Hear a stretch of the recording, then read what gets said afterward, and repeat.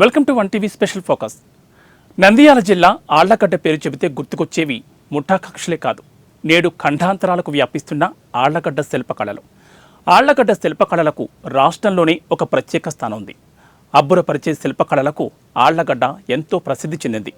ప్రపంచ స్థాయిలో గుర్తింపు తెచ్చుకున్న ఆళ్లగడ్డ శిల్పుల ప్రతిభకు ఎన్నో తార్కాణాలున్నాయి.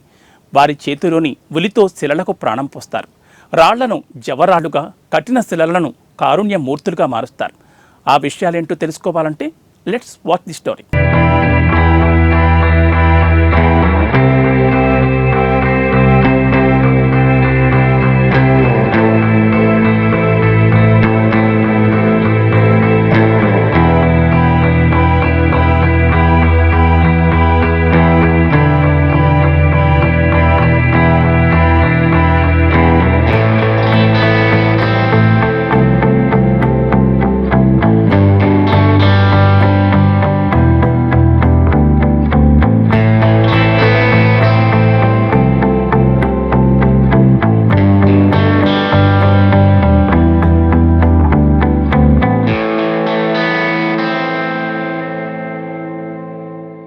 రాతికి జీవం ఉట్టిపడేలా చేయటం వారికి ఉలితో పెట్టిన విద్య. శిలలను సజీవ శిల్పాలుగా చెక్కి దేశ విదేశాలన్నీ ప్రముఖుల చేత శభాష్ అనిపించుకుంటున్నారు కర్నూలు జిల్లా ఆళ్లగడ్డ శిల్పులు. సుమారు 300 సంవత్సరాల క్రిందట నుంచి వారు వంశపారంపర్యంగా రాతి శిల్పాలు చెక్కుతున్నట్లు చరిత్ర చెబుతోంది.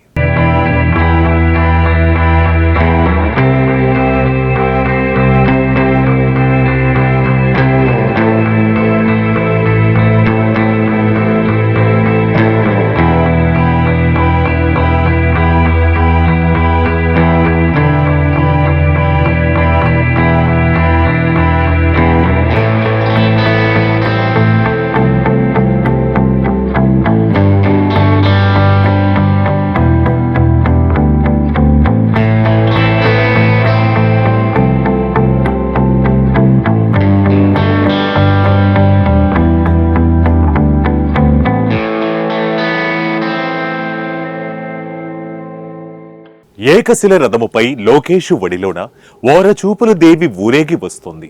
శిల్పి స్పర్శ తగలగానే అక్కడ శిలలు చేతనత్వం పొంది సరిగమలో ఆలపిస్తాయి. కటిక రాతికి జీవకల పోయటం వారికి ఉలితో పెట్టిన విద్య. శిలలను సజీవ శిల్పాలుగా చెక్కి దేశ విదేశాల్లోని ప్రముఖుల చేత శభాష్ అనిపించుకుంటున్నాయి. శిలలను సజీవ శిల్పాలుగా చెక్కి దేశ విదేశాల్లోని ప్రముఖుల చేత శభాష్ అనిపించుకుంటున్నారు ఆళ్లగడ్డ శిల్పులు. సుమారు 300 సంవత్సరాల క్రితం నుంచి ఆళ్లగడ్డ శిల్పులు వంశపారంపర్యంగా రాతి శిల్పాలు చెక్కుతున్నారు.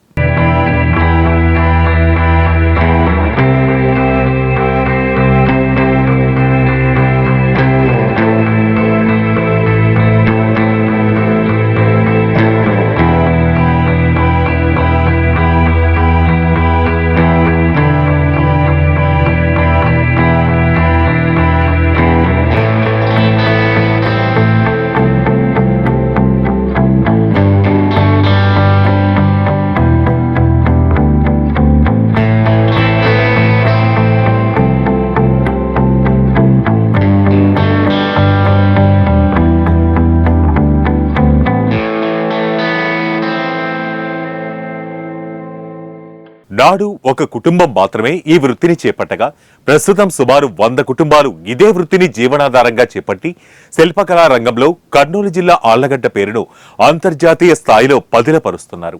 ఆళ్లగడ్డ నియోజకవర్గ పరిధిలోని గొంబ్రామాన్ దిన్నె గ్రామానికి చెందిన దొరుగడ్డ బాలాచారి, వీరాచారి పూర్వీకులు సుమారు 300 సంవత్సరాల క్రితం శిల్పాల తయారీకి శ్రీకారం చుట్టారు.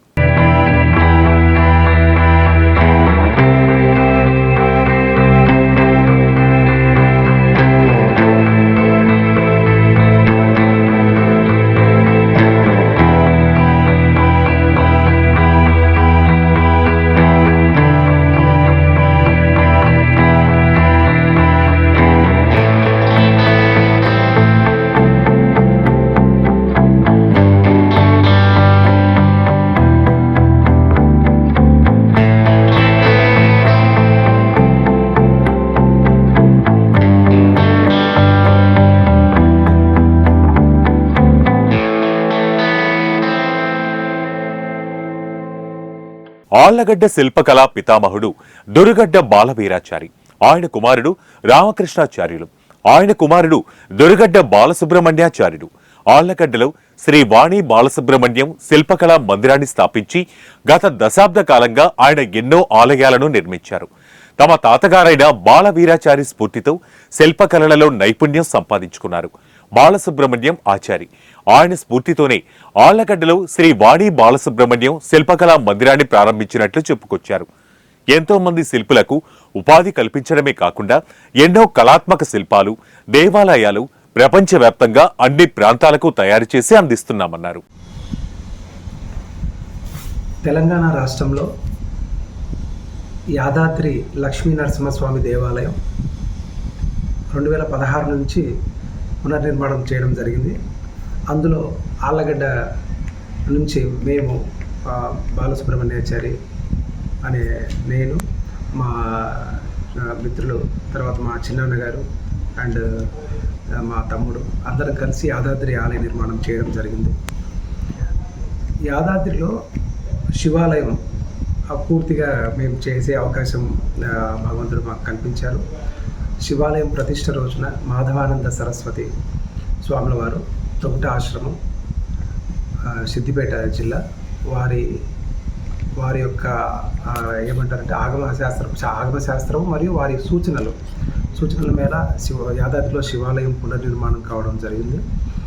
ఆ యొక్క ప్రతిష్ఠ రోజు స్వామీజీ యొక్క సమక్షంలో అప్పటి ముఖ్యమంత్రి గారు కేసీఆర్ గారు స్వర్ణ కంకణంతో శిల్పి సత్కారం చేయడం జరిగింది. ఆ సత్కారం ఎంతో మరువలేనిది.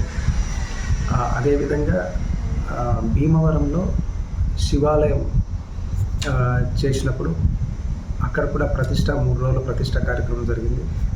వారు కూడా ఒక రజత పత్రాన్ని, శిల్పిగా శాశ్వతంగా ఉండే ఒక రజత పత్రాన్ని వారు బహుకరించి స్వర్ణ కంకణం గావించి పుష్పాభిషేకం చేయడం జరిగింది. చాలా అంటే ఒక కళాకారుడికి డబ్బు సంపాదన మీద ఉండదండి ముఖ్యంగా.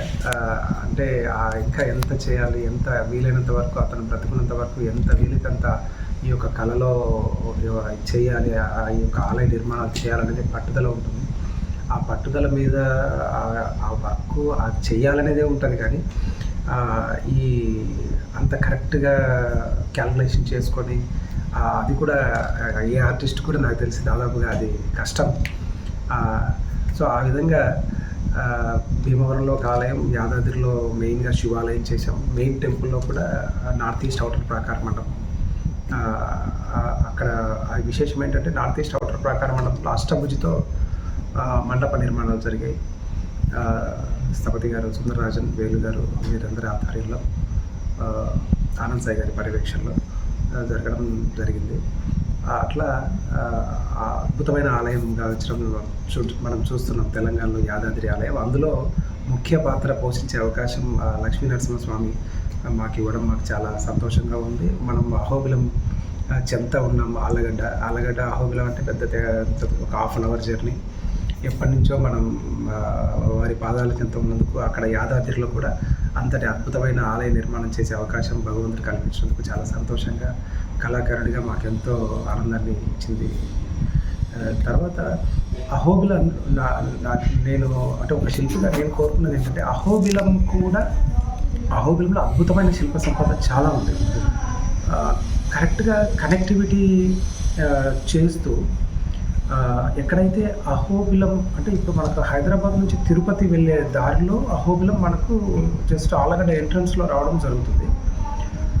ఒక విజన్ ఉంది. అంటే ఎట్లా అహోబిలం ఎంట్రన్స్ అనేది ఎక్కడ మనకు ఇక్కడ ఒక జస్ట్ ఒక నేమ్ బోర్డ్ పెట్టి చేయడం కాకుండా తిరుమల ఎంటర్ అయ్యేటప్పుడు గరుత్మంతుడి విగ్రహం ఎలా ఉండి అక్కడ ఒక మంచి ముఖద్వారం ఉందో, ఈ హైదరాబాద్ తిరుపతి హైవేకి ఉన్న ఈ అహోబిలం మార్గం ఎక్కడైతే స్టార్ట్ అవుతుందో అక్కడ కూడా ఒక గరుడ విగ్రహంతో లక్ష్మీ నరసింహస్వామి ఆలయ ప్రవేశ ముఖద్వారం ఏర్పాటు చేస్తే ఈ యొక్క ఆలయం ఉన్నదనేది అందరికీ మనం చెప్పకనే చెప్పినట్టు అవుతుంది. ఇంకొక విషయం ఏంటంటే దాని ద్వారా మనకు ఇక్కడ నుంచి జస్ట్ అహోబిలానికి ఒక 20 నిమిషాల్లో చేరుకునే అవకాశం ఉంది. ఎందుకంటే 20-25 కిలోమీటర్లే.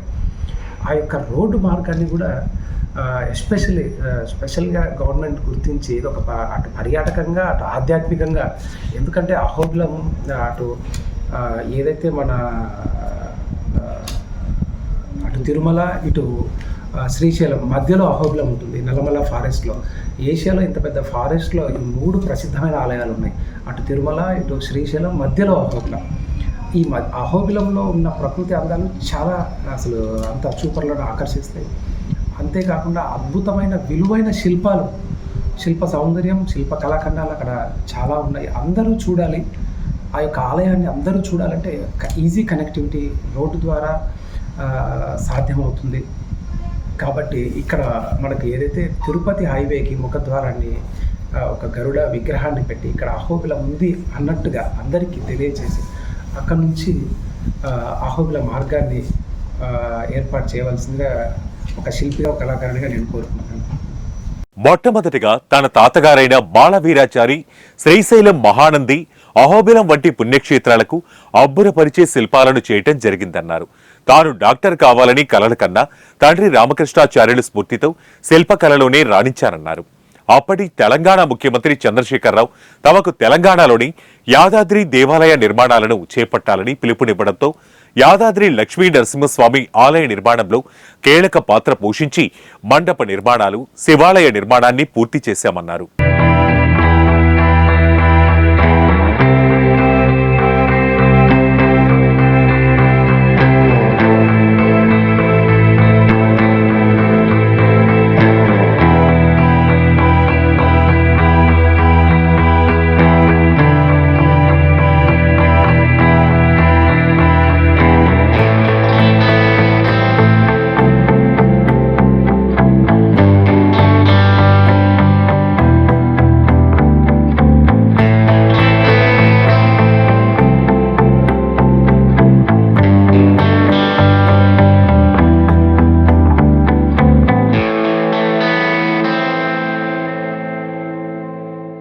తమ కళా నైపుణ్యాన్ని చూసి శివాలయ ప్రతిష్ఠ సందర్భంగా తొగట ఆశ్రమ పీఠాధిపతి మాధవానంద సరస్వతి స్వాములవారి సమక్షంలో అప్పటి ముఖ్యమంత్రి చంద్రశేఖరరావు చేతుల మీదుగా స్వర్ణ కంకణంతో శిల్పికి సత్కారం చేయటం జరిగిందన్నారు.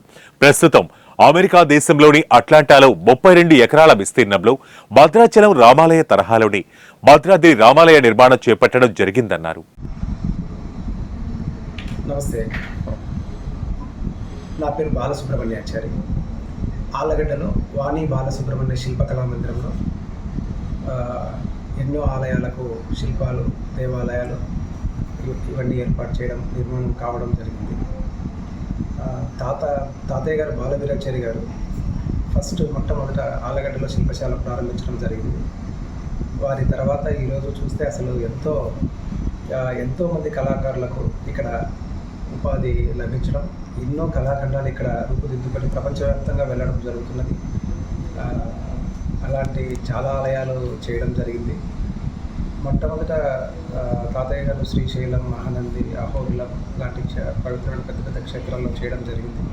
తర్వాత నాన్నగారు చాలా శిల్పకళాఖండాలు, తర్వాత దేవాలయ నిర్మాణాలు, నాన్నగారు రామకృష్ణమాచార్యులు అందరికీ పరిచితులు. వారు ఎన్నో ఆలయ నిర్మాణాలు, ఎన్నో విగ్రహాలు తయారు చేయడం జరిగింది. మేము కూడా ఊహ తెలిసిన దగ్గర నుంచి అంటే శిల్పం, డ్రాయింగ్ చేయడం, శిల్పం చెక్కడం ఇవన్నీ మాకు నాన్నగారే గురువుగారు. వారే మాకు ఈ యొక్క కళలో గురువుగారు. వారి దగ్గర నుంచి మేము ఈ శిల్పకళను తీసుకోవడం, శిల్పకళ నేర్చుకోవడం జరిగింది.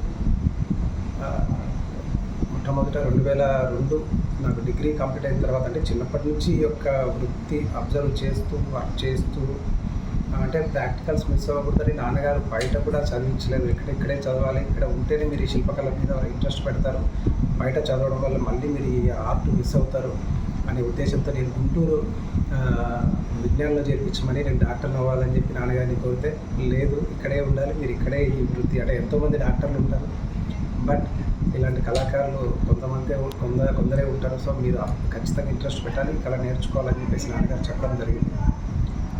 ఆ విధంగా ఈ కళకు అంటే ఒక రకంగా వారే, అంటే ఈరోజు మేము అమెరికాలో టెంపుల్ చేస్తున్నామంటే కారణం కూడా వారు ఆ రోజు ఇచ్చిన ఆ టర్నింగ్, అది మైలురాయి అని చెప్పాలి. ముఖ్యంగా 2003లో చిన్నజీయర్ స్వామివారి వారి ద్వారా ఒక ఆలయం రామాలయం చేయడం జరిగింది విజయవాడలో.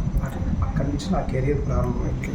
అంటే తాతయ్య గారు, నాన్నగారు అందరు ఇదే ప్రస్థానంలో వారు ముందుకెళ్తున్నారు. ఇది వంశపారపర్యంగా ఈ యొక్క శిల్పకళలో మేము ఉండడం జరుగుతుంది. మాది 6వ తరం. ఓకే.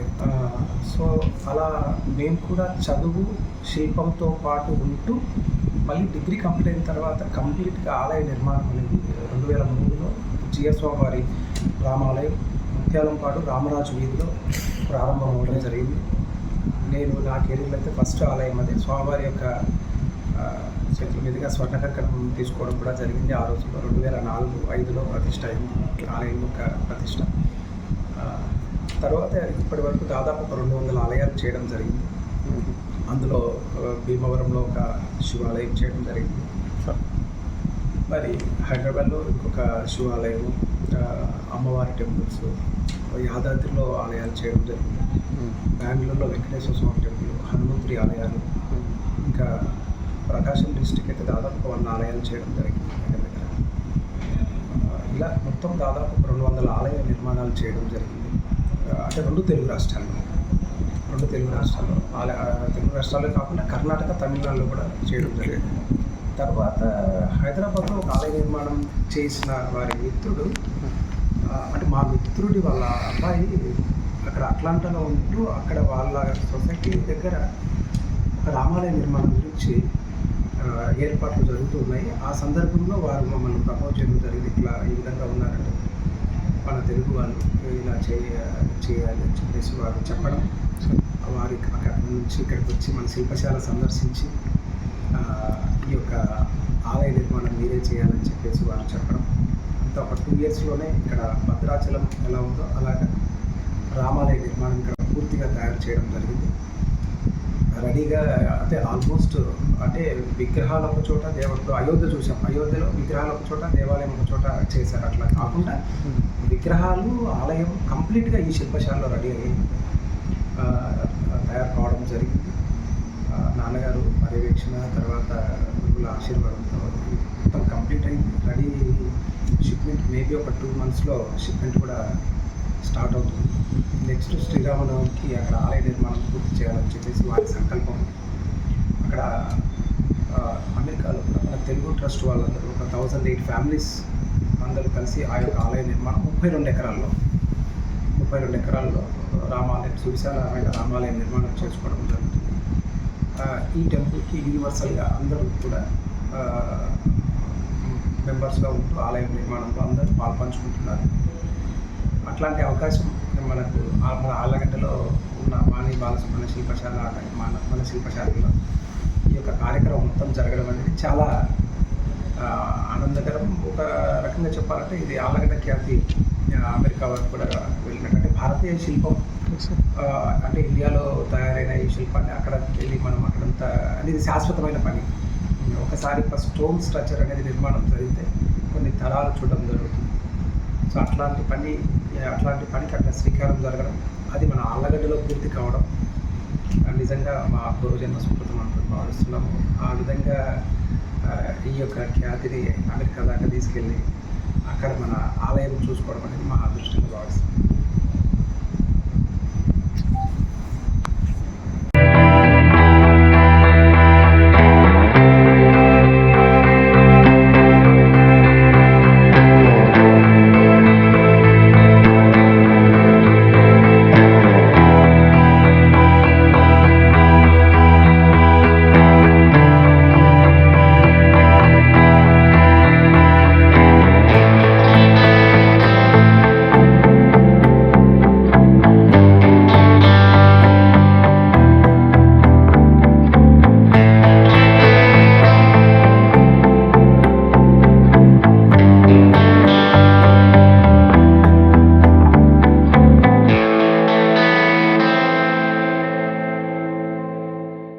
విగ్రహాలను చెక్కడం ఒక ఎత్తైతే వాటికి అవసరమైన వినియోగదారుడి బడ్జెట్కు సరిపోయే రాయిని ఎంపిక చేసుకోవడం మరో ఎత్తు.